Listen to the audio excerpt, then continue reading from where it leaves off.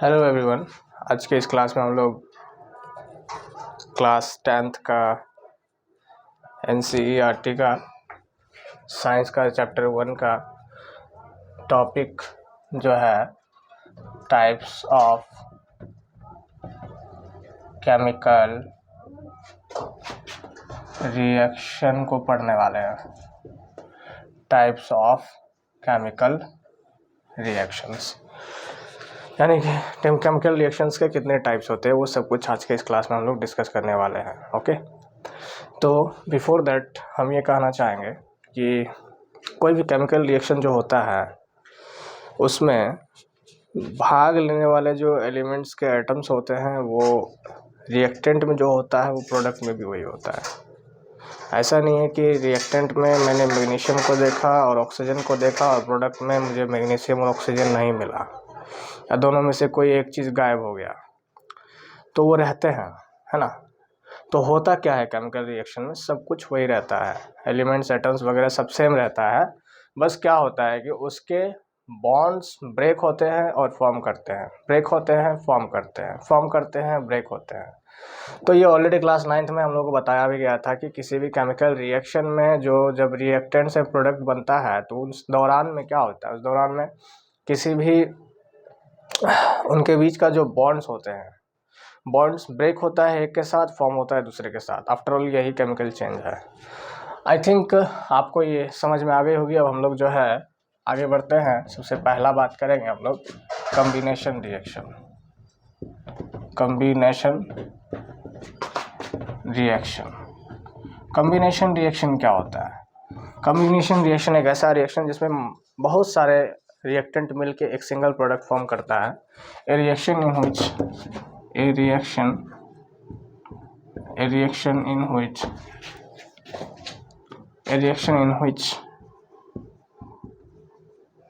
two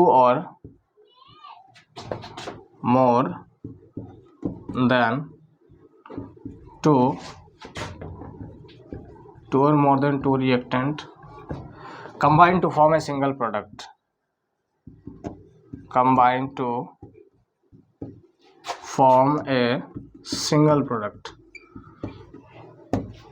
यानी कि एक ऐसा रिएक्शन होता है, एक ऐसे प्रकार का रिएक्शन जिसमें बहुत सारे दो या दो से अधिक रिएक्टेंट्स जो होते हैं वो आपस में कंबाइन करके एक सिंगल प्रोडक्ट फॉर्म करेगा।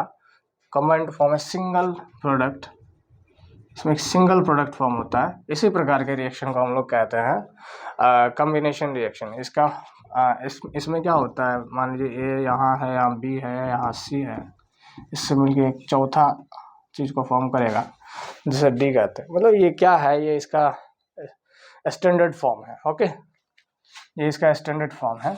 अलग अलग प्रकार के रिएक्टेंट मिलके पहला एग्जांपल, जैसे कि कुछ एग्जांपल ले सकते हैं। हमारे नेचर में कार्बन होता है और हवा में ऑलरेडी आपको मालूम है बहुत सारे गैसेस में से एक गैस ऑक्सीजन भी होते हैं। ये दोनों का जब रिएक्शन होता है तो ये कार्बन डाइऑक्साइड फॉर्म करता है। इसके अलावा हाइड्रोजन कितना ज्वलनशील पदार्थ है और जब ये ज्वलनशील पदार्थ को ये ऑक्सीजन और ज़्यादा बढ़ाता है, it supports combustion, you all know, है ना। ये दोनों आपस में जब रिएक्ट करेंगे तो क्या फॉर्म कर देगा, ये फॉर्म करेगा वाटर को फॉर्म करेगा, इसको फॉर्म करेगा, वाटर को फॉर्म करेगा। इसके अलावा एक और है कैल्शियम ऑक्साइड, जैसे हम लोग लाइम या क्विक लाइम कहते हैं। लाइम या क्या कहते हैं, क्विक लाइम। इसको ही हम लोग वाइट वॉशिंग के लिए यूज़ करते हैं। जिसे हम पानी में भिजाना पड़ता है, हमें पहले पानी में भिजाएंगे तो H2O के साथ रिएक्ट होगा इसका, और रिएक्ट करके ये क्या फॉर्म करेगा, CaOH, यानी कि calcium hydroxide. This is calcium hydroxide. Okay, and this is the final product after the reaction that we use for the whitewashing, है ना। लेकिन इसको भिजाते हैं पानी में तब ये बनता है। और तो ये जो सारे रिएक्शंस हैं, ये सारे रिएक्शंस किसके एग्जांपल हैं, कॉम्बिनेशन रिएक्शंस के। अच्छा, इसमें एक बात और है, यहाँ पे देखिएगा इस रिएक्शन में क्या इवॉल्व होता है, हीट इवॉल्व होता है। जब आप क्विक लाइम को पानी में भिजाइएगा तो आप भिजाने के बाद आप देख पाएंगे कि CaOH होल्ड तो बना ही है, साथ ही साथ हीट इवॉल्व हुआ है। और वैसे रिएक्शन जिसमें हीट इवॉल्व होता है वो भी एक प्रकार के रिएक्शन कहलाते हैं, जिसे हम लोग कहते हैं एक्सोथर्मिक रिएक्शन। एक्सोथर्मिक रिएक्शन, ठीक है। वैसे रिएक्शन जिसमें हीट इवॉल्व हो उसे हम एक्सोथर्मिक रिएक्शन कहते हैं। आई होप यहाँ तक आपको समझ में आ गई होगी बात। इसके अलावा एक और एग्जांपल ले सकते हैं कॉम्बिनेशन का। आपने पढ़ा था magnesium ribbon when cleaned in before burning it is cleaned with sandpaper and it is reacted with magnesium to form magnesium oxide.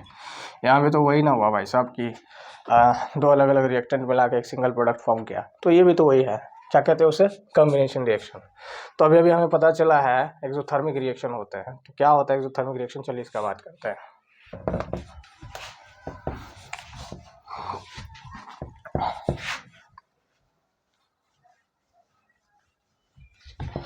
Exothermic reaction क्या होते हैं? एक्सोथर्मिक रिएक्शन ऐसे रिएक्शंस यानी chemical reactions in which heat is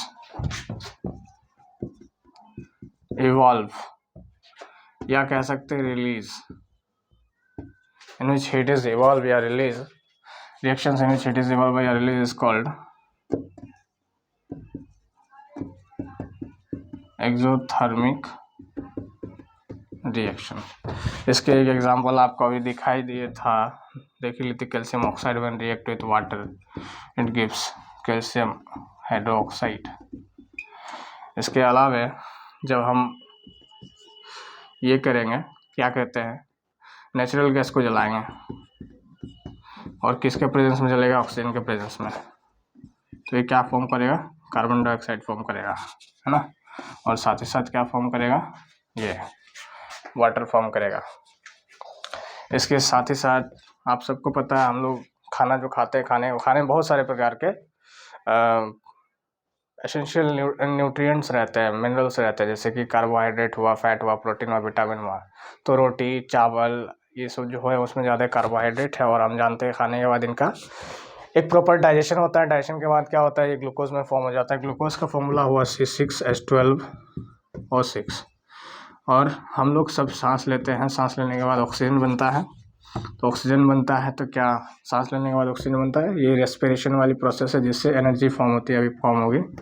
तो यहाँ carbon dioxide इसके साथ साथ प्रोडक्ट में आएगा, इसके साथ साथ जो है थोड़ा सा वाटर वेपर के फॉर्म में, और इसके साथ साथ जो है एनर्जी भी बनेगी। तो यहाँ क्या हो रहा है कि हम जो खाना खाएं, हमारे शरीर के अंदर में कार्बोहाइड्रेट ग्लूकोज के फॉर्म में स्टोर होता है। हम सांसें लेते हैं तो ऑक्सीजन हमारे अंदर जाती है, और इन दोनों का आपस में रिएक्शन हो के क्या फॉर्म होता है? एनर्जी फॉर्म होता है। साथ ही साथ एक कार्बन डाइऑक्साइड जो कि not required by us but it is required by plant, and water इसके साथ साथ रिलीज होता है। तो ये भी एक प्रकार का क्या है, ये एनर्जी को रिलीज कर रहा था, तो हीट भी हल्का फुल्का रिलीज हो रही थी। तो ये भी इसी कैटेगरी में आता है। कौन सी कैटेगरी हुई है? ये हो गई एक्सोथर्मिक रिएक्शंस की category. Are you getting me point? Okay. इसके अलावा डिकम्पोजिशन ऑफ वेजिटेबल मैटर भी, मतलब एक प्रकार का डिकम्पोजिशन जब वेजिटेबल का करेंगे तो उसमें भी हीट क्या होता है? उसमें भी हीट रिलीज होता है। तो हीट जहाँ से रिलीज हो, ऐसा कोई भी रिएक्शन, चाहे वो किसी भी प्रकार का रिएक्शन हो, कॉम्बिनेशन हो, डिकम्पोजिशन हो, डिस्प्लेसमेंट, डबल, कोई भी प्रकार का रिएक्शन हो, जहाँ से हीट निकलेगा, जहाँ से हीट रिलीज होगा, उस प्रकार के रिएक्शन को हम लोग एक्सोथर्मिक रिएक्शन कहते हैं। क्या कहते हैं? Exothermic reaction. और उसके कुछ एग्जांपल्स यहाँ पे हैं। यहाँ पे plus heat in the form of energy, sorry, energy in the form of heat. तो आई होप आपको ये क्लियर है। एक और बात है इसमें, एक रिएक्शन और आपको किताब में दिया गया है एक्सोथर्मिक के अलावे। आप इस रिएक्शन को देखिएगा। कैल्शियम ऑक्साइड जब वाटर के साथ रिएक्ट करता है तो कैल्शियम हाइड्रोक्साइड फॉर्म करती है, और इसी कैल्शियम हाइड्रोक्साइड को जब रिएक्ट कराया जाता है कार्बन डाइऑक्साइड के साथ, तो ये कैल्शियम कार्बोनेट फॉर्म करता है।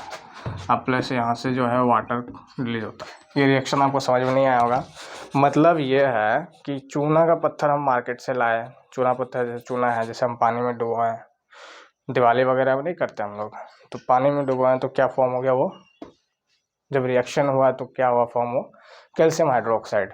और इस कैल्शियम हाइड्रोक्साइड को हम ब्रश से लगा के, ब्रश में फिर वाल को जो है हम लोग पेंट करते हैं। पेंट करने के बाद क्या होता है, 2 से 3 दिन के बाद ये जो है लगभग कह सकते हैं आपका हवा में मौजूद जो कार्बन डाइऑक्साइड गैस होता है, कार्बन डाइऑक्साइड गैस के साथ ये रिएक्ट करता है, मतलब इसकी दोस्ती कह सकते हैं कार्बन डाइऑक्साइड गैस के साथ हो जाती है। जब ये इसके साथ रिएक्ट करता है तो ये फॉर्म करता है कैल्शियम कार्बोनेट, और कैल्शियम कार्बोनेट के वजह से ये शाइनी फिनिश दीवार को मिलती है। ये आपके किताब में इसको दिखा दिया है, एनसीईआरटी में दिया हुआ है। इसके इस रिएक्शन को बहुत ईजी है समझना। चूना पत्थर वाटर के साथ हम लोगों ने रिएक्ट किया, करवाया तो कैल्शियम हाइड्रोक्साइड फॉर्म हुआ, फिर ये दीवार में लगा, फिर धीरे धीरे इसकी कनेक्शन दोस्ती जो है कार्बन डाइऑक्साइड, हवा में बहुत सारे गैसेस में से कार्बन डाइऑक्साइड को ये चूज़ करता है, उसके साथ रिएक्ट करके एक अलग लेवल का चीज़ बनाता है जिसे कैल्शियम कार्बोनेट कहते हैं, और इससे ही शाइनी फिनिश आता है। और ये कैल्शियम कार्बोनेट मार्बल का भी फॉर्मूला होता है। अच्छा, एक और बात है जो एनसीईआरटी में पूछता है, what is the formula of quicklime. तो CaO is the formula of quicklime, या क्विकलाइम भी इसको कहते हैं, या फिर लाइम भी कहते हैं। और एक चीज़ पूछता है NCERT, sir formula of slack lime. तो स्लेक लाइम का फॉर्मूला ये है calcium hydroxide CaOH2। I hope आपको एक्सोथर्मिक रिएक्शन समझ में आ गए, साथ ही ये रिएक्शन भी आपको समझ में आया होगा, है ना। हालांकि इस रिएक्शन को हम लोग बाद में समझेंगे कैसे क्या है नहीं है, लेकिन फिलहाल के लिए आपको एक्सोथर्मिक क्लियर है। तो चलिए, कॉम्बिनेशन रिएक्शन के साथ साथ हमने एक रिएक्शन को पढ़ा on the basis of release और एक्सेप्टेंस ऑफ हीट के आधार पर एक्सोथर्मिक को पढ़ा। अब अगला जो टाइप है वो है decomposition reaction. Decomposition reaction in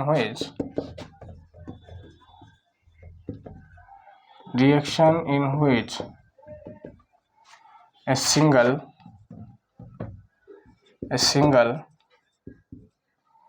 reactant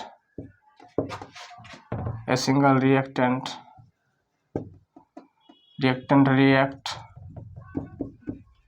to form a multiple products. Multiple का मतलब होता है 2 या 2 से अधिक। ऐसे रिएक्शन जिसमें रिएक्टेंट्स जो है रिएक्ट करने के बाद क्या होता है, मल्टीपल प्रोडक्ट्स को फॉर्म करता है, उसे हम लोग डिकम्पोजिशन रिएक्शन कहते हैं। Reactions in which single reactant, उसमें एक सिंगल रिएक्टेंट होता है, और वो सिंगल रिएक्टेंट जो है क्या होता है, रिएक्ट करने के बाद जो है मल्टीपल प्रोडक्ट्स को फॉर्म करता है। तो इसको हम लोग कहते हैं क्या, इसको हम लोग कहते हैं डिकम्पोजिशन रिएक्शन, ठीक है। तो इसके कुछ उदाहरण भी हैं।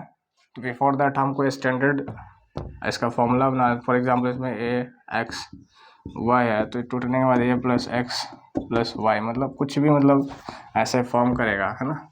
तो जैसे हम लोग एक ले लेते हैं, फेरस सल्फेट किताब में दिया हुआ है, डॉट इसके पास 7H2O वाटर मॉलिक्यूल है। जब इसे हम लोग हीट देंगे, इसे जब हम लोग गर्म करेंगे तो इससे जो है फेरिक ऑक्साइड निकलेगा plus sulphur dioxide plus sulphur trioxide निकलेगा, है ना। तो यहाँ पे क्या हो रहा है आप देख पाते हैं, सिंगल क्या है रिएक्टेंट है जिसको हम लोग गर्म किए, गर्म होने के बाद क्या हुआ, ये 1 + 2 + 3 यानी कि 3 प्रोडक्ट्स को फॉर्म किया, सल्फर डाइऑक्साइड गैस के फॉर्म में, सल्फर ट्राइऑक्साइड गैस के फॉर्म में। और ये जो था वो लाइट ग्रीन कलर में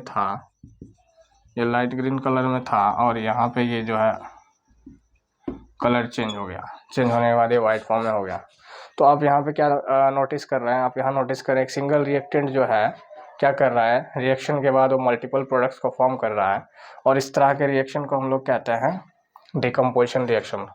एक और एग्जांपल आप ले लीजिए, जैसे कि एक एग्जांपल है कैल्शियम कार्बोनेट। इसको उठा के इसको गर्म करेंगे तो क्या फॉर्म करेगा, कैल्शियम ऑक्साइड प्लस ही एक साथ गैस निकलेगा, इसे कार्बन डाइऑक्साइड गैस कहते हैं, calcium oxide plus carbon dioxide. ये वही है जिसे हम लोग कहते हैं क्विक लाइम या लाइम। और ये रिएक्शन कोई मामूली रिएक्शन नहीं है बच्चों। इस रिएक्शन को इस्तेमाल किया जाता है manufacturing of cements, manufacturing of cement के मैन्युफैक्चरिंग का इस्तेमाल होता है, बहुत सारे इंडस्ट्रीज में होता है, और उनमें से एक आपकी किताब में दिया है manufacturing of cement. Manufacturing of cement मतलब इसको जब हम कैल्शियम कार्बोनेट को जब गर्म करते हैं तो ये calcium oxide plus carbon dioxide, या फिर लीड नाइट्रेट ले लीजिए, लीड नाइट्रेट, जब इसको गर्म करेंगे, लीड नाइट्रेट को जब गर्म करेंगे तो क्या फॉर्म करेगा, लीड ऑक्साइड प्लस NO2 जिसे नाइट्रस ऑक्साइड कहते हैं, और साथ ही साथ ये क्या रिलीज करेगा, lead oxide plus nitrous oxide plus oxygen release करेगा, है ना। Lead oxide plus nitrous oxide plus oxygen release ये करता है।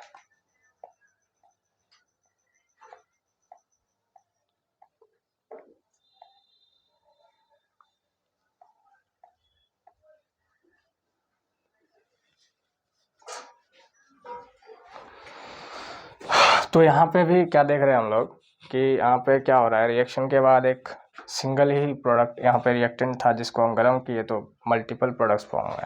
यहाँ भी एक सिंगल रिएक्टेंट था और इसको जब गर्म किए तो मल्टीपल प्रोडक्ट्स बना। यहाँ भी एक सिंगल रिएक्टेंट था, इसको गर्म किए मल्टीपल प्रोडक्ट्स बना। इन तीनों में हम लोगों ने हीट को दिया। इसमें हम तीनों में क्या दिए बताइए, तो हीट दिए। हीट को हम लोगों को देना पड़ा, हीट देना पड़ा, है ना। एक्सटर्नल कुछ कह सकते हैं एनर्जी हमको यहाँ पे लगाना पड़ा। तो वैसे रिएक्शन जिसमें हीट देना पड़ जाए या जिसमें हीट का एब्जॉर्प्शन हो, जो हीट को एब्जॉर्ब करता हो, उसे हम लोग कहते हैं थर्मल डिकम्पोजिशन रिएक्शन। क्या कहते हैं उसे हम लोग, thermal decomposition reaction. Decomposition reaction भी 3 तरह का है। तो ये पहला तरह का रिएक्शन था जिसे हम लोग कहते हैं thermal decomposition reaction.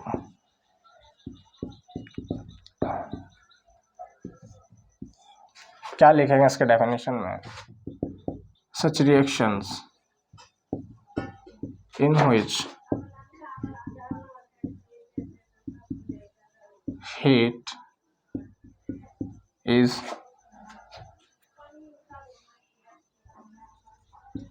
required for the reaction to take place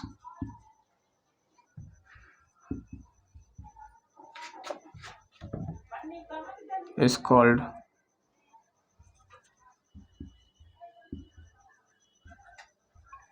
thermal decomposition. Such reaction is in which heat is required for the reaction to take place is called thermal decomposition, है ना। अच्छा, यहाँ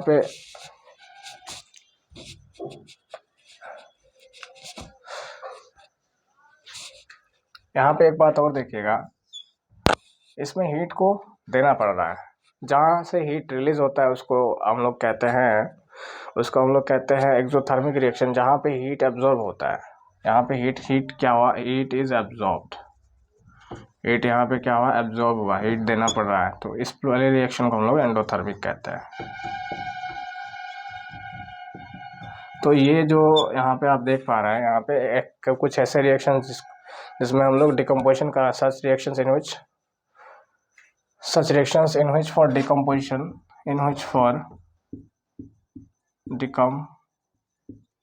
डिकम्पोजिशन करने के लिए हमें heat is required, है ना।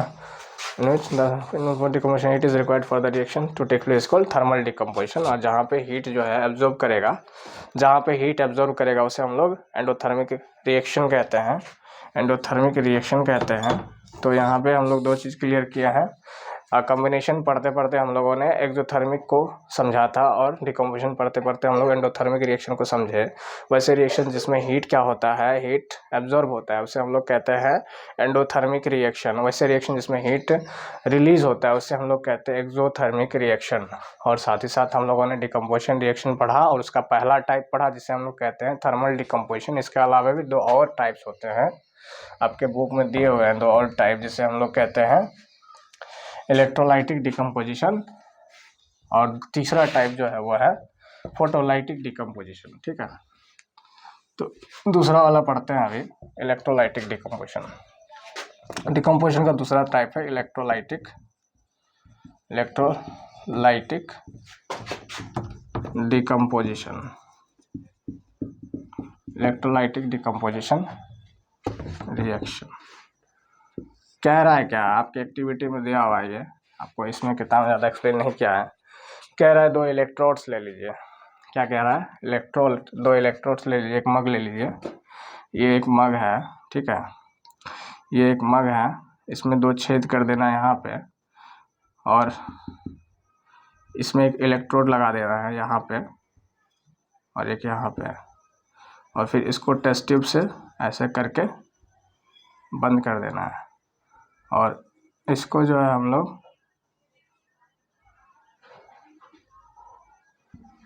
बैटरी से क्या कर देंगे, कनेक्ट कर देंगे। इसको नेगेटिव मान लेते हैं, इसको पॉजिटिव टर्मिनल मान लेते हैं। इसको हम लोग एनोड कहते हैं और इसको हम लोग कैथोड कहते हैं। इसमें पानी डाल देने के लिए बोला गया है, पानी डाल दीजिए, वाटर। इसमें क्या डाल देना है, वाटर डाल देना है इसमें, ओके। यानी कि पहले इसमें मग में पानी ले लीजिए, take water in the mug, water in the mug first. क्या करना है, क्या कह रहा है, एक मग में थोड़ा सा पानी ले लीजिए, पानी के साथ साथ बोल रहा है इसमें डाइल्यूट सल्फ्यूरिक एसिड को मिलाइए, डाइल्यूट H2SO4। यहाँ पे डाइल्यूट H2SO4 की सिर्फ बात क्यों हुई, हम डाइल्यूट HCl की भी बात कर सकते थे या दूसरा कोई एसिड की बात कर सकते थे, क्योंकि ये जो एसिड्स होते हैं ये वोलेटाइल नेचर के होते हैं। और वोलेटाइल नेचर का मतलब होता है कि इसको अगर हम लोग मग में डालेंगे तो ये उड़ जाएगा।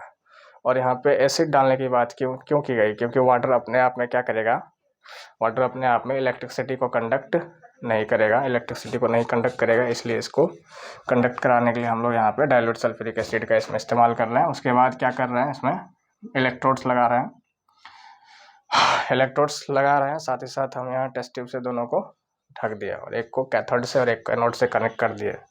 तो यहाँ पे क्या होगा बताइए, तो यहाँ पे रिएक्शंस होंगे। यहाँ पे H2O जो होगा पानी वो ब्रेक होगा H2 + O2 में, ठीक है, H2 + O2 में ये ब्रेक होगा, ठीक है। यहाँ पे ये रिएक्शन टेक्स प्लेस होगा। तो इसको हम लोग क्या कह रहे हैं, यहाँ पे एक सिंगल रिएक्टेंट जो है क्या हो रहा है, टूट करके अलग अलग फॉर्म कर रहे हैं। यहाँ पे ये जो है हाइड्रोजन क्या करता है, हाइड्रोजन क्या करेगा, इस हाइड्रोजन को देख लीजिए बढ़िया से, तो क्या दिखेगा आपको, ये हाइड्रोजन जो है ये क्या है, this is what, this is cation, और this is what, this is anion, and this is a negative charge and this is a positive charge, है ना, it is a positive charge. और जो एनायन होता है वो एनोड से react करता है और जो यहाँ पे कैटायन होता है वो कैथोड से रिएक्ट करता है। तो ये जो पूरा प्रोसेस हो रहा है यहाँ पे क्या हो रहा है, एक single molecule of water is breaking into multiple products, है ना, यहाँ पे मल्टीपल प्रोडक्ट्स, और अंत में जो है इसका कंप्लीटली कह सकते हैं, जो after the loss of charges, जब इलेक्ट्रोलाइसिस होती है तो चार्जेस डिस्चार्ज हो जाती हैं, चार्जेस जो है डिस्चार्ज हो जाते हैं। तो फाइनली जो आपका यहाँ पे बन के आता है वो यही बन के आता है, दिस इज व्हाट, यहाँ पे क्या हुआ, electrolytic decomposition reaction. So a reaction in which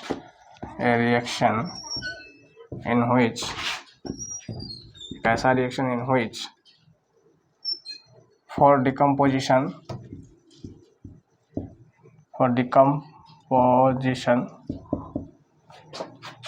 electricity is required. A reaction in which for decomposition electricity is required is called electrolytic decomposition reaction। यहाँ पे हम लोग इलेक्ट्रोलाइसिस को पढ़ नहीं रहे हैं, बस हम लोग डिकम्पोजिशन के को समझने के लिए यहाँ पे हम लोग इसको पढ़ने की कोशिश कर रहे हैं। और इसको गौर से ऑब्जर्व कीजिएगा तो क्या देखिएगा, यहाँ पे एक गैस बना ऑक्सीजन और यहाँ पे एक गैस बना हाइड्रोजन, है ना। तो हाइड्रोजन पॉजिटिव चार्ज होता है तो वो कैथोड में बना, कैथोड वाले में क्या बना, हाइड्रोजन, कैथोड वाले में बना हाइड्रोजन, और ऑक्सीजन जो है वो एनोड वाले में बना। ध्यान से देखिएगा यहाँ पे तो पता चल क्या रहा है, यहाँ से हाइड्रोजन कितने हैं, 4 है, और ऑक्सीजन कितने हैं, 2 है। तो ये जो है ना 2:1 का रेशियो में है। एक सवाल भी पूछ दिया है आपके एनसीईआरटी के किताब में, एक सेकंड हम बता रहे हैं सवाल क्या है। हाँ, कह रहा है पेज नंबर 10 में कह रहा है, why is the amount of gas collected in one test tube is in the test tube in activity 1.7 double of the amount collected in the other. तो एक टेस्ट ट्यूब में गैस डबल है, दूसरे में आधा क्यों है, क्योंकि यहाँ पे देख सकते हैं आप, तो हाइड्रोजन गैस जो है वो डबल है यार, the hydrogen gas is double, hydrogen gas is double the amount of oxygen because it is in the ratio of 1:1, because they form in the ratio of 1:1 नहीं 2:1, यानी कि 2:1 के रेशियो में बना है। तो जाहिर सी बात है ज़्यादा जो गैस बनेगा वो हाइड्रोजन गैस बनेगा, हाइड्रोजन गैस यहाँ पे बनेगा, और कम जो बनेगा ऑक्सीजन गैस बनेगा, है ना। ये पूरा प्रोसेस इलेक्ट्रोलाइसिस में होता है। इलेक्ट्रोलाइसिस क्या है, इलेक्ट्रोलाइसिस एक ऐसा प्रोसेस जिसमें जो इलेक्ट्रोलाइट्स होते हैं और केमिकल रिएक्शन करते हैं, और जिसमें क्या होता है, डिकम्पोजिशन होता है। इसका हालांकि टॉपिक ही पूरा अलग है, यहाँ पे हमें सिर्फ डिकम्पोजिशन रिएक्शन के हिसाब से यहाँ पे हमें पढ़ना था। तो इसमें हम लोगों ने क्या किया, इसमें हम लोगों ने एक एक्टिविटी के तहत में हम लोगों ने एक मग लिया, उसमें पानी लिया, पानी अपने आप रिएक्ट करेगा नहीं, उसको रिएक्ट कराने के लिए हमें उससे अलग से क्या है H2SO4 यानी कि डाइल्यूट सल्फ्यूरिक एसिड को हमें इसमें डालना पड़ा। इसमें HCl नहीं डाले या अन्य गैस नहीं डाले क्योंकि वो वोलेटाइल होते हैं, उड़ जाएगा। तो H2SO4 डाले, डालने के बाद जो है उसको जो है कंडक्टिंग बनाया। सिर्फ वाटर कंडक्टिंग नहीं होता है, उसको कंडक्टिंग बनाने के लिए हमें क्या करना पड़ता है, उसमें डाइल्यूट H2SO4 एसिड मिलाया उसमें हम लोगों ने। उसके बाद क्या किया, 2 रॉड्स ले लिए, यहाँ पे ये दोनों रॉड्स को पॉजिटिव टर्मिनल और नेगेटिव टर्मिनल से कनेक्ट कर दिए, और फिर इसे टेस्ट ट्यूब से ढक दिए। ढकने के बाद क्या हुआ, रिएक्शन स्टार्ट हो गया। रिएक्शन स्टार्ट होने के बाद रिएक्शन हुआ तो वाटर जो है H+ एंड O- आयंस में टूट गए, और इसके बाद जो है ये H+ जो कि क्या है, H+ एनायन है, एनायन जो है पॉजिटिव चार्ज के पास गया, सॉरी ये क्या हुआ, नेगेटिव चार्ज, H+ एनायन नहीं कटायन है, ये नेगेटिव चार्ज के पास आया। रिएक्शन के बाद क्या फॉर्म किया, ये H फॉर्म किया, मतलब ये क्या किया अपना अपने को एक इलेक्ट्रॉन, ये मतलब क्या किया, ये इलेक्ट्रॉन को कह सकते हैं यहाँ पे, ये इलेक्ट्रॉन को जो है पॉजिटिव चार्ज है, यानी कि पॉजिटिव चार्ज है तो मतलब प्रोटॉन्स की संख्या ज़्यादा है, इलेक्ट्रॉन्स की संख्या कम है, तो ये इलेक्ट्रॉन गेन किया। इलेक्ट्रॉन गेन करके ये क्या फॉर्म कर लिया, ये H फॉर्म के, H सिंगल फॉर्म में होता नहीं है, तो ये क्या किया, H सिंगल फॉर्म में नहीं होता, H2 के फॉर्म होता है, तो हाइड्रोजन गैस यहाँ पे बना। दूसरी तरफ क्या देख पा रहे हैं हम लोग, इसमें इलेक्ट्रॉन्स की संख्या ज़्यादा है, इसलिए वो नेगेटिव आया। तो इलेक्ट्रॉन यहाँ पे क्या कर रहा है, लॉस कर रहा है। इलेक्ट्रॉन लॉस किया तो क्या फॉर्म करेगा, ये O फॉर्म करेगा, ऑक्सीजन गैस को फॉर्म करेगा, क्योंकि इलेक्ट्रोलाइसिस में तो डिस्चार्ज होता है ना। और डिस्चार्ज होने के बाद यहाँ पे फाइनल रिएक्शन जो हमारा बन के आया है वो H2O टूटने के बाद जो है 2H2 + O2 बना है। और यहाँ पे पता चला है कि इसमें 4 संख्या में हाइड्रोजन है और 2 संख्या में ऑक्सीजन है, और हाइड्रोजन और ऑक्सीजन की रेशियो जो 2:1 आया है। इसलिए जब भी ये गैस बनेंगे तो डबल मात्रा में हाइड्रोजन गैस बनेगा, और सिंगल मतलब उसका आधा जो बनेगा वो ऑक्सीजन बनेगा। तो यही इसकी रीज़न है यहाँ पे, ओके, क्योंकि ये 2:1 के रेशियो में आया। तो ये इलेक्ट्रोलाइटिक डिकम्पोजिशन रिएक्शन था। डिकम्पोजिशन रिएक्शन का तीसरा टाइप भी है जिसे हम लोग कहते हैं फोटोलाइटिक डिकम्पोजिशन रिएक्शन। क्या कहते हैं, photolytic decomposition reaction, see photolytic decomposition reaction, photolytic decomposition reaction. A decomposition reaction in which sunlight is required for the to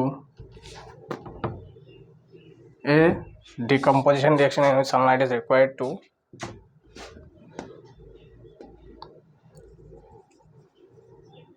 react. Sunlight is required to react is called photolytic decomposition. आपने पढ़ा होगा ना, drugs वगैरह में लिखा हुआ रहता है कीप अवे फ्रॉम सनलाइट. जो ड्रग्स वगैरह दवाई वगैरह होता है बहुत सारी चीज़ों में कहता है इसे आप सनलाइट से दूर रखें, क्योंकि सनलाइट में रखेंगे तो क्या होगा, उसका डिकम्पोजिशन हो जाएगा, तो वो जो जिस प्रॉपर्टी के लिए बनाया गया था वो प्रॉपर केमिकल वो नष्ट हो जाएगा उसका, इसलिए उसे जो है सनलाइट से दूर रखने के लिए बोला जाता है. तो फोटोलाइटिक डिकम्पोजिशन में क्या होता है कि सनलाइट की रिक्वायरमेंट होती है डिकम्पोज करने के लिए, है ना. जैसे एक किताब में एग्जांपल है, सिल्वर ब्रोमाइड जो होता है उसे हम लोग सनलाइट में अगर रख दें, सनलाइट में रख दें कुछ देर के लिए, तो ये सिल्वर प्लस Br2 फॉर्म करेगा. या फिर सिल्वर क्लोराइड जो होता है इसे अगर सनलाइट में कुछ देर के लिए रख देंगे तो यह क्या फॉर्म करेगा, सिल्वर प्लस क्लोराइड. अच्छा, तो यहाँ पे भी देख पा रहे हैं आप, यहाँ पे एक सिंगल रिएक्टेंट टूटा है मल्टीपल प्रोडक्ट्स में और यहाँ पे सनलाइट की रिक्वायरमेंट पड़ी, इसलिए फोटो का मतलब लाइट होता है, यहाँ पे डिकम्पोजिशन करने के लिए सनलाइट की रिक्वायरमेंट पड़ी और इसलिए इसे हम कहते हैं फोटोलाइटिक डिकम्पोजिशन, है ना. इसे क्या कहते हैं, फोटोलाइटिक डिकम्पोजिशन. और परीक्षा में सवाल भी पूछ देता है इस रिएक्शन को देके, या फिर सवाल ये पूछ देता है कि बताओ कौन सा वो रिएक्शन है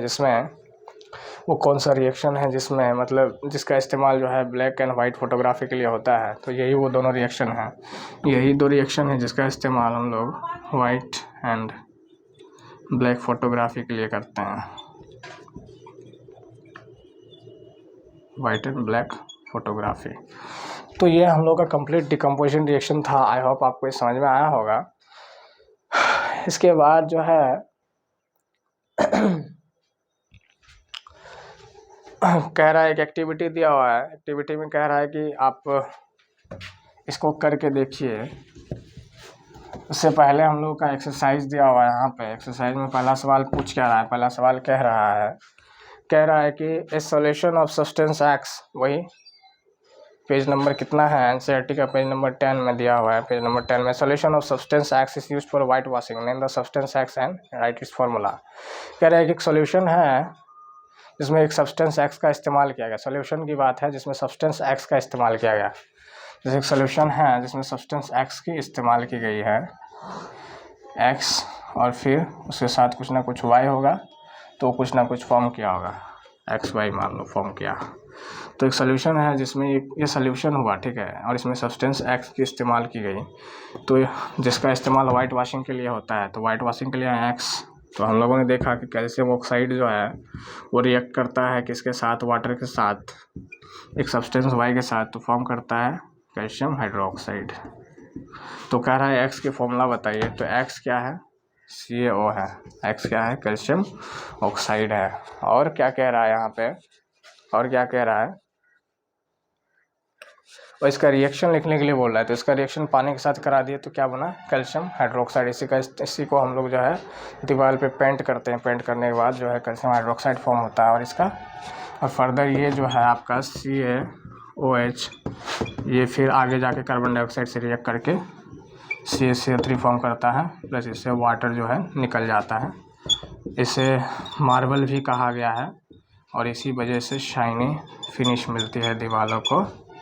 तो ये कंप्लीट बात यहाँ पे. और दूसरा वाला तो डिस्कस करिए दिए कि अमाउंट जो है एक्टिविटी 1.7 जो डबल द अमाउंट क्यों है, तो आपको बता दिया ना कि वाटर जो है उस वाटर का इलेक्ट्रोलाइसिस डिकम्पोजिशन करने के बाद H2+ O2 के गैस के फॉर्म में होता है, यानी कि वाटर है ये, इसमें जब इलेक्ट्रिक करंट पास कराएंगे तो क्या फॉर्म करेगा, ये H2 फॉर्म करेगा, साथ ही साथ फाइनली O2 फॉर्म करेगा। फाइनल रिएक्शन है, इसके अंदर बहुत बात है। और फिर इसको बैलेंस करेंगे, क्या है यहाँ पे क्या है, 2 लगा देंगे तो यहाँ पे 2 लगाएंगे तो क्या होगा, यहाँ 2 लगाना पड़ेगा, यहाँ 2, यानी कि यहाँ पे 4 अगर हाइड्रोजन बना तो ऑक्सीजन कितना बना, हाइड्रोजन इस टू ऑक्सीजन के रेशियो कितना है, यहाँ पे 4:2 यानी कि 2:1 है, इसलिए बोला है ये हाइड्रोजन की मात्रा डबल है। बात समझ रहे हैं ना। तो अब अगला रिएक्शन हम लोग पढ़ने वाले हैं वो है डिस्प्लेसमेंट रिएक्शन। वो क्या है, displacement reaction.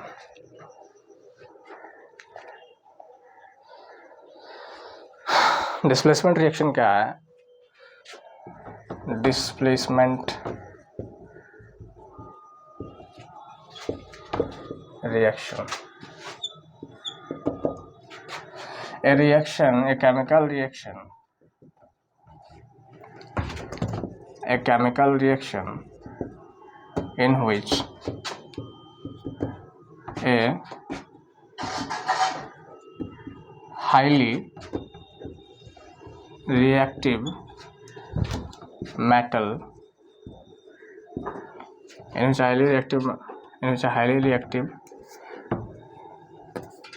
highly reactive element displaces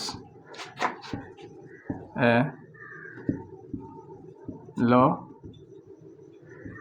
reactive element। तो इस रिएक्शन को समझने के लिए पहले हम लोग रिएक्टिविटी सीरीज बनाएंगे। रिएक्टिविटी में सबसे हाईली रिएक्टिविटी सीरीज में सबसे हाईली रिएक्टिव होता है पोटेशियम, उससे थोड़ा कम रिएक्टिव होता है सोडियम, उससे थोड़ा कम रिएक्टिव होता है कैल्शियम, उससे थोड़ा कम रिएक्टिव होता है मैग्नीशियम, उससे थोड़ा कम रिएक्टिव होता है एल्युमिनियम, उससे थोड़ा कम रिएक्टिव होता है जिंक, नॉट प्लस, यहाँ पे प्लस साइन नहीं, इसके आयन फॉर्म को नहीं, उससे थोड़ा कम रिएक्टिव होता है आयरन, इससे थोड़ा कम रिएक्टिव होता है लेड, उससे थोड़ा कम रिएक्टिव होता है हाइड्रोजन, उससे थोड़ा कम रिएक्टिव होता है कॉपर, उससे थोड़ा कम रिएक्टिव होता है मर्क्यूरी, उससे थोड़ा कम रिएक्टिव होता है सिल्वर, उससे थोड़ा कम रिएक्टिव होता है गोल्ड। यानी कि रिएक्टिविटी जो है, रिएक्टिविटी वो डिक्रीज़ कर जाती है। ये हाईली रिएक्टिव है, सबसे ऊपर में जो है वो हाईली रिएक्टिव है, और नीचे आते आते रिएक्टिविटी क्या होता है, डिक्रीज़ हो जाता है। रिएक्टिविटी डिक्रीजेस, नीचे जाएंगे, जितना नीचे जाएंगे उतना रिएक्टिविटी का डिक्रीज़ हो जाएगा।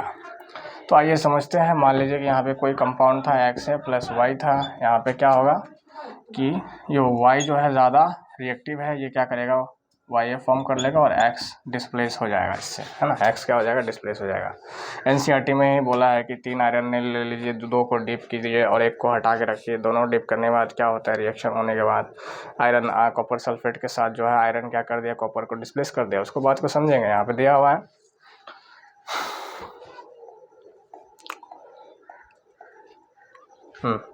एक्टिविटी में कह रहा है आयरन को जब हम लोग कॉपर सल्फेट के सॉल्यूशन में रिएक्ट कराएंगे तो आयरन क्या करेगा, आयरन सल्फेट फॉर्म करेगा प्लस कॉपर, यहाँ पे क्या हो जाएगा, डिस्प्लेस हो जाएगा।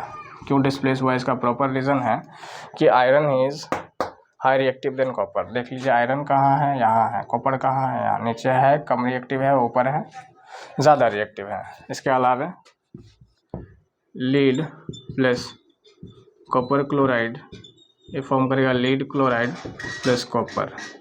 फिर यहाँ पे लीड को देख लीजिए, लीड कहाँ है, यहाँ है, कॉपर कहाँ है, यहाँ है। यहाँ से क्या पता चल रहा है, लीड ज़्यादा रिएक्टिव है कॉपर के हिसाब से।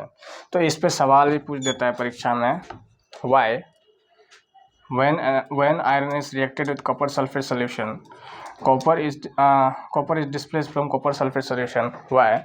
तो इसका जवाब होगा because iron is highly reactive than copper, because iron is highly reactive than copper। Lead plus copper chloride जब रिएक्ट करेंगे तो lead chloride plus copper form करेगा, why? Because lead is highly reactive than copper. आप इसमें से lead is highly reactive than copper, आप इसमें से कोई भी मतलब ले लीजिए, जैसे कि पोटेशियम है प्लस सोडियम क्लोराइड है, जब ये आपस में रिएक्ट करेंगे तो ये पोटेशियम क्लोराइड प्लस सोडियम को फॉर्म करेगा। Potassium can displace sodium from potassium can displace sodium from sodium chloride because potassium is, ये एक्वास में रखेंगे तब होगा, because potassium is highly reactive then sodium. तो इन सारे चीज़ों में क्या होता है, एक हाईली रिएक्टिव मेटल क्या करता है, एक लो रिएक्टिव मेटल को डिस्प्लेस कर देता है। I hope this is clear. चलिए चौथा टाइप्स का जो होता है, चौथे टाइप जो होते हैं डबल डिस्प्लेसमेंट रिएक्शन, उसको अब हम लोग समझेंगे। चौथा टाइप है डबल डिस्प्लेसमेंट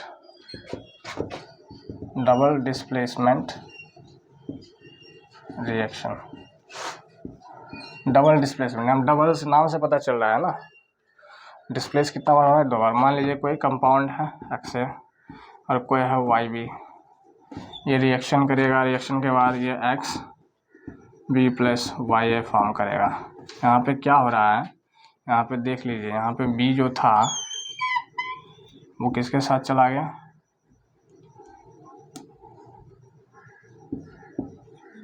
वो यहाँ चला गया एक्स के साथ, और ए जो था ये किसके साथ चला गया है, वाई के साथ। बी वाई के साथ था तो एक्स के साथ आ गया। यहाँ पे क्या हो रहा है, एक्सचेंज ऑफ आयंस हो रहा है। क्या हो रहा है, exchange of ions. Chemical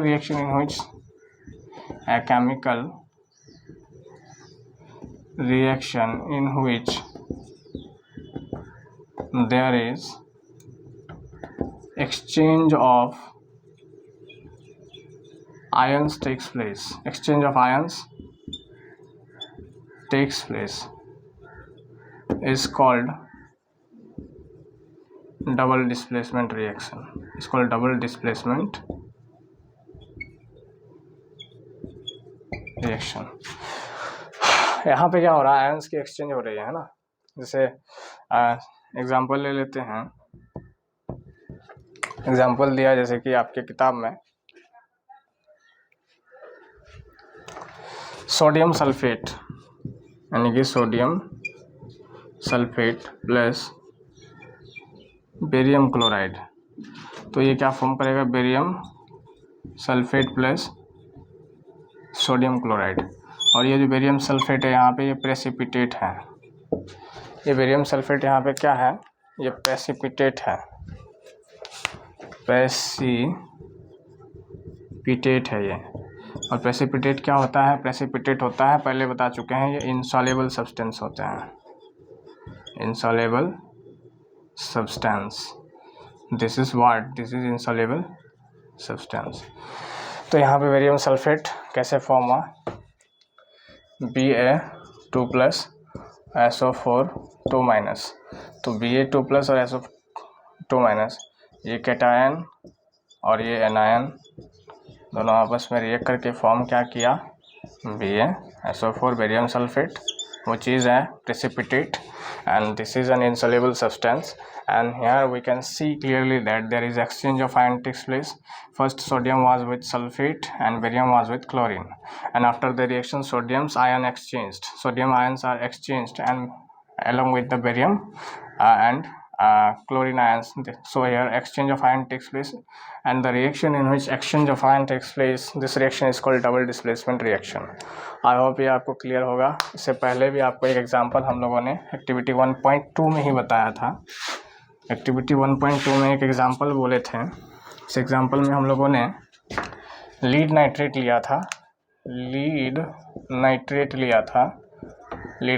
plus क्या लिया था, पोटेशियम आयोडाइड। रिएक्शन के बाद ये क्या फॉर्म करेगा, लीड आयोडाइड प्लस क्या फॉर्म करेगा, पोटेशियम नाइट्रेट, जो कि ये सॉलिड फॉर्म में है, और ये भी एक प्रेसिपिटेट है, यहाँ पे प्रेसिपिटेट यानी कि इनसॉल्युबल सब्सटेंस है, ये भी है ना, यहाँ पे प्रेसिपिटेट फॉर्म हुआ था। तो ये डबल डिस्प्लेसमेंट रिएक्शन था, जिसमें हम लोगों ने कहा कि यहाँ पे exchange of ion takes place करते हैं और इस वजह से इसको हम लोग कहते हैं डबल डिस्प्लेसमेंट रिएक्शन। अब बढ़ते हैं हम लोगों का इस पूरे टॉपिक का लास्ट टॉपिक कह सकते हैं। जैसे हम लोग जैसे हम लोग ऑक्सीडेशन रिडक्शन रिएक्शन कहते हैं, oxidation reduction reaction, oxidation reduction reaction. जैसे एग्जांपल ले लेते हैं, कॉपर है, ऑक्सीजन के साथ रिएक्ट किया, कॉपर ऑक्साइड फॉर्म किया। क्या फॉर्म किया? Copper oxide. यानी फिर ये कॉपर ऑक्साइड को अगर हम लोग हाइड्रोजन के साथ रिएक्ट कराएंगे तो कॉपर प्लस क्या फॉर्म करेगा?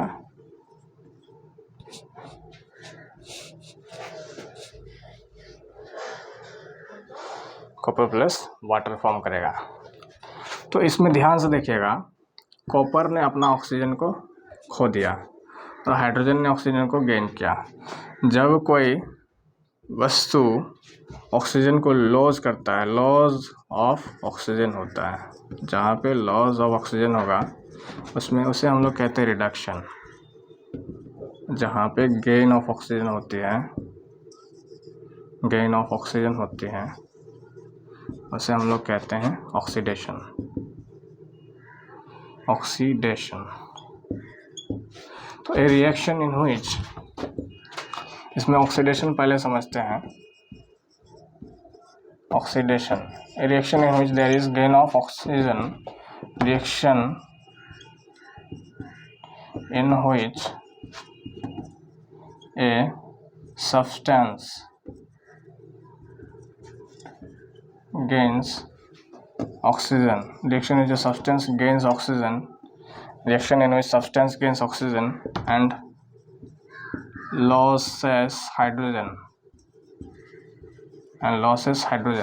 reaction when a substance gains oxygen and losses hydrogen is called oxidation. तो रिडक्शन क्या होगा भैया? रिडक्शन होगा इसका उल्टा, reaction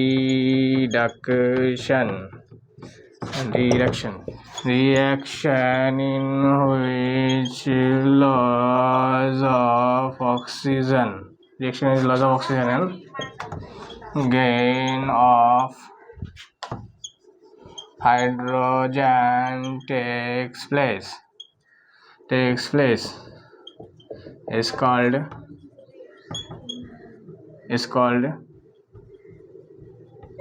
reduction reaction.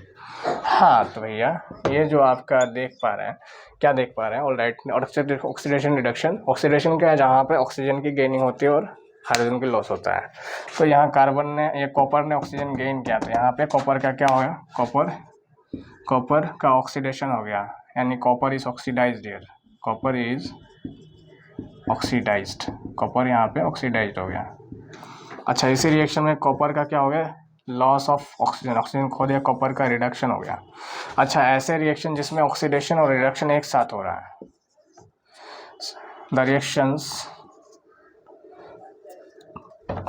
reactions in which oxidation and reaction took place at the same time is called, क्या कहते हैं? इसको ऑक्सीडेशन रिडक्शन, इसको या तो ऑक्सीडेशन रिडक्शन कहते हैं अथवा रेडॉक्स रिएक्शन कहते हैं। तो ऑलराइट, आज के हमने इस लेक्चर में काफ़ी पॉइंट्स को डिस्कस किया है। हम लोगों ने डिस्कस किया कॉम्बिनेशन रिएक्शन, जिसमें क्या होता है, जिसमें बहुत सारे रिएक्टेंट्स कंबाइन करते हैं, एक साथ कंबाइन करके एक सिंगल प्रोडक्ट को फॉर्म करता है। इसके एग्जांपल में हम लोग मैग्नीशियम ऑक्साइड की बात कर रहे थे, मैग्नीशियम प्लस ऑक्सीजन बराबर magnesium oxide, copper plus oxygen बराबर कॉपर नहीं, कार्बन प्लस ऑक्सीजन बराबर carbon dioxide, hydrogen and oxygen combined to form water, this are combination reaction. इसके साथ साथ हम लोगों ने एक्सोथर्मिक भी पढ़ा था। एक्सोथर्मिक रिएक्शन ऐसे रिएक्शन जिसमें से हीट रिलीज हो। इसके एग्जांपल थे जब हम लोगों ने क्विकलाइम को वाटर के साथ रिएक्ट कराया तो ये कैल्शियम कार्बोनेट को फॉर्म किया, कैल्शियम कार्बोनेट को ये फॉर्म किया, तो यहाँ पे साथ ही साथ हीट रिलीज हुआ। इसके वजह से क्या हुआ, हम लोगों ने कहा यहाँ से हीट रिलीज हुई भैया। तो हीट जहाँ से रिलीज हुई उसे हम लोग कहते हैं क्या, उसे हम लोग एक्सोथर्मिक रिएक्शन कहते हैं। फिर हम लोगों ने डिकम्पोजिशन के साथ साथ एंडोथर्मिक पढ़ा। डिकम्पोजिशन रिएक्शन को इसके 3 टाइप्स को पढ़े। एक में हीट देना पड़ता है, एक में इलेक्ट्रिसिटी पास कराना पड़ता है, और एक में सनलाइट की आवश्यकता पड़ती है। तो जहाँ हीट देना पड़ता है वहाँ पे थर्मल डिकम्पोजिशन, जिस रिएक्शन जिसे डिकम्पोज कराने के लिए हीट देना पड़ता है, थर्मल डिकम्पोजिशन। इसके उदाहरण भी 3 पढ़ चुके हैं। इसके बाद हम लोगों ने इसमें पढ़ा इलेक्ट्रोलाइसिस डिकम्पोजिशन रिएक्शन, जिसमें इलेक्ट्रोलाइट्स का इस्तेमाल किया जाता है। इलेक्ट्रोलाइट्स मतलब ऐसे स्ट्रॉन्ग एसिड या स्ट्रॉन्ग बेस या स्ट्रॉन्ग सॉल्ट्स होते हैं जो कि मोल्टेन या फिर एक्वस फॉर्म में कंडक्ट करते हैं इलेक्ट्रिसिटी को, उन्हें हम लोग इलेक्ट्रोलाइट्स कहते हैं। और इलेक्ट्रोलाइट्स में हम लोगों ने वाटर का इस्तेमाल किया। वाटर ऐसे रिएक्ट तो करेगा नहीं, इसमें सल्फ्यूरिक एसिड का इस्तेमाल किया। सल्फ्यूरिक एसिड क्यों किया? क्योंकि वोलेटाइल नहीं होता है। और फिर हम लोगों ने रिएक्शन करा के अंत में हमें पता चला कि यहाँ पे ऑक्सीजन और हाइड्रोजन गैस बन रही है, दोनों अलग अलग टेस्ट ट्यूब्स में, जहाँ पे ऑक्सीजन जो है वो 2 के रेशियो में और हाइड्रोजन 1 के रेशियो में बना। फिर उसके बाद हम लोगों ने उसी में तीसरा टाइप पढ़ा था, जिसमें हम लोगों ने ये पढ़ा था कि डिकम्पोजिशन हम लोग सनलाइट में भी रख के कर सकते हैं, जिसमें हम लोग सिल्वर क्लोराइड और सिल्वर ब्रोमाइड का रिएक्शन कंपाउंड को इस्तेमाल किया, जिससे हम लोग ब्लैक एंड वाइट फोटोग्राफी के लिए हम लोग इस्तेमाल करते हैं। इसके बाद डिस्प्लेसमेंट रिएक्शन हम लोगों ने पढ़ा, जहाँ पे एक ज़्यादा हाईली रिएक्टिव मेटल एक लो रिएक्टिव मेटल को डिस्प्लेस कर देता है। और उसके लिए हम लोगों ने रिएक्टिविटी सीरीज़ को भी देखा, जिसमें सबसे ऊपर पोटेशियम था, उसके बाद उसके नीचे सोडियम था, उसके नीचे कैल्शियम था, उसके नीचे मैग्नीशियम था, उसके नीचे एल्युमिनियम था, उसके नीचे जिंक था, फिर आयरन था। उसके बाद हम लोगों ने उसके नीचे देखा, जिंक के बाद आयरन था, फिर था लेड, फिर हाइड्रोजन था, फिर कॉपर था, फिर मर्क्यूरी था, फिर सिल्वर था, फिर गोल्ड था। जो जितना नीचे था वो उतना कम रिएक्टिव था, वो डिस्प्लेस उसके होने के चांसेस ज़्यादा हैं। तो फिर ये हम लोगों ने डिस्प्लेसमेंट रिएक्शन में अलग अलग प्रकार के रिएक्शंस को भी देखा। उसके बाद हम लोगों ने डबल डिस्प्लेसमेंट पढ़ा, जिसमें हम लोगों ने sodium sulphate plus barium chloride को रिएक्ट कराने के बाद हमें फॉर्म हुआ barium sulphate plus sodium chloride. यहाँ पे बेरियम सल्फेट एक प्रेसिपिटेट है, एक इनसॉल्युबल सब्सटेंस है। इसके बाद हम लोगों ने क्या किया, इसके बाद हम लोगों ने ऑक्सीडेशन रिडक्शन को पढ़ा। ऑक्सीडेशन में हम लोगों ने पढ़ा गेन ऑफ ऑक्सीजन और लॉस ऑफ हाइड्रोजन, और रिडक्शन में हम लोगों ने पढ़ा गेन ऑफ हाइड्रोजन और लॉस ऑफ ऑक्सीजन। तो ये कुल मिला के आज का टॉपिक था। आई होप आपको समझ में आया होगा। इसके अलावा भी अगर कोई चीज़ रह गया हो तो आप लोग कमेंट सेक्शन में कमेंट करके डाउट को पूछ सकते हैं। आई होप आपको ये जो लंबा सा लेक्चर है आपको हेल्प करेगी, और कोई भी आपको डाउट वगैरह है तो आप कमेंट सेक्शन में कमेंट करके पूछ सकते हैं। मिलते हैं इसके अगले टॉपिक में, तब तक के लिए धन्यवाद।